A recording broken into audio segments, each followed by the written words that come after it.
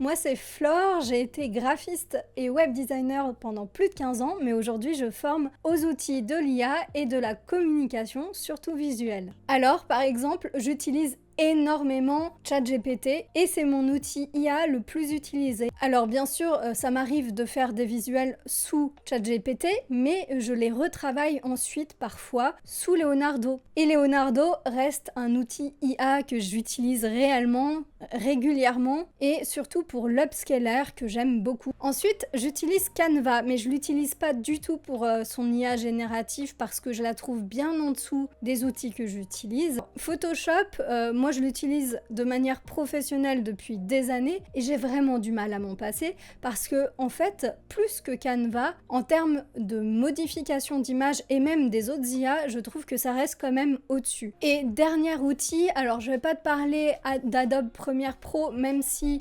l'avantage, c'est quand même qu'on peut retranscrire le texte. Alors, c'est une petite extension qui s'appelle AutoCut, que je trouve géniale, qui me permet de gagner un temps fou sur chacune de mes vidéos. Mais sache qu'en communication visuelle, le fait de se montrer est extrêmement important. AutoCut va te couper juste à ce moment-là, ce qui va te permettre par la suite de dérusher beaucoup plus vite. Tu peux également, suite à ça, moi c'est comme ça que je fonctionne pour mes shorts, quand je fais une grosse vidéo, eh bien je les mets en short. Ensuite, une fois que je l'ai auto-resizé, que je l'ai remise à la bonne taille, eh bien je fais auto-viral clips. Avec tous ces outils, j'ai la possibilité d'aller beaucoup plus vite que ce que je pouvais faire avant à la main, etc.